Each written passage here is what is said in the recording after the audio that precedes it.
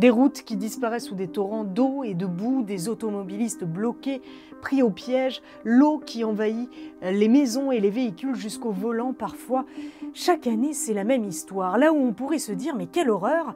Ici au Liban, on soupire et on se dit « c'est reparti pour un tour, la saison des pluies vient juste de commencer ». Car oui, dans le pays, tous les ans, dès qu'il pleut, les routes deviennent des rivières et une partie du pays coule. Alors la question que tout le monde se pose, c'est qu'est-ce qu'on attend pour prendre les choses en main? Que faut-il faire pour éviter ça? Et où est-ce que ça bloque depuis si longtemps?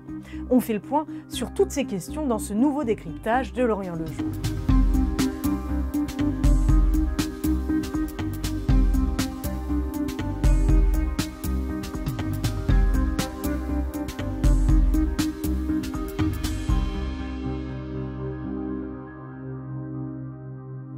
Bon, disons-le d'emblée, c'est vrai, les pluies ont été particulièrement intenses dans la région de Jounieh cette année. En seulement 2 mois, il est tombé 50% des précipitations annuelles moyennes de la ville. Sauf qu'on le sait, pluie extrême ou non, depuis des décennies, c'est la même rengaine.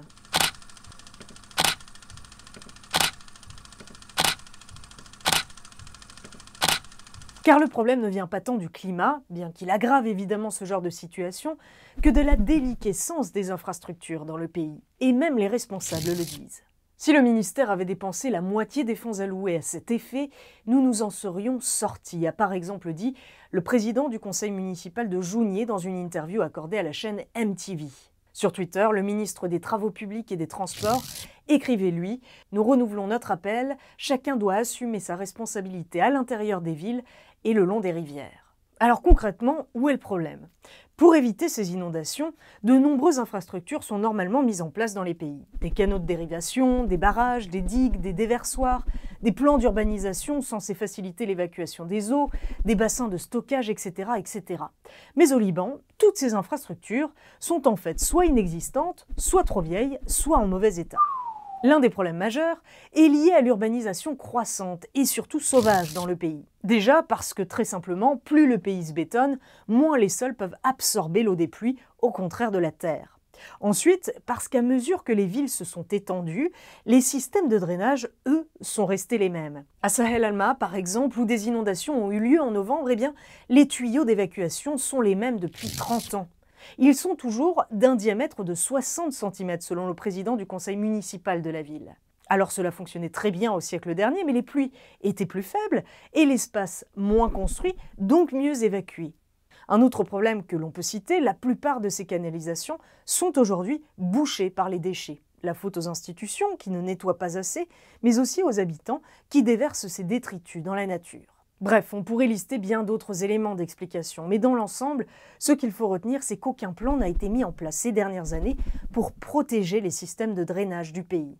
Et surtout que des travaux de rénovation doivent être entrepris urgemment. We should increase green areas in built-up areas.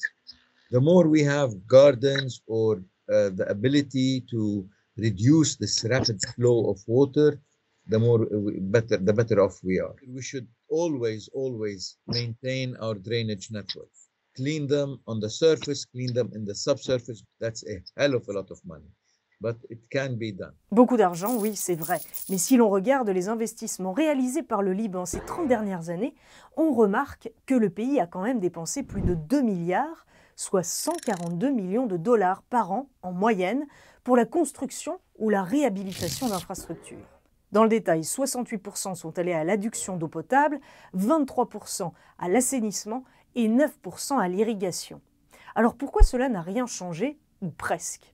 Sans surprise, parce qu'une grande partie de cet argent n'a en fait jamais servi à la rénovation des infrastructures. Il a disparu dans les limbes de la corruption.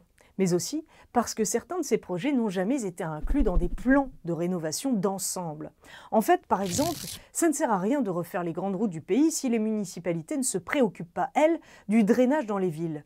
Car l'eau accumulée en amont sera toujours trop importante pour être évacuée en aval. Par manque de coordination, donc, les quelques projets qui ont été entrepris sont souvent restés inefficaces. Bref, avec un climat qui change et des responsables politiques incapables de proposer des solutions adéquates, il y a peu de chance malheureusement pour que le Liban échappe à ces épisodes d'inondation dans les prochains mois ou les prochaines années. Voilà, c'est la fin de ce décryptage. Si vous souhaitez aller encore plus loin, je vous invite à lire les articles écrits à ce sujet sur lorientlejour.com ou si vous êtes anglophone sur Lorient Today. Et n'hésitez pas à vous abonner à notre chaîne YouTube pour plus de décryptage.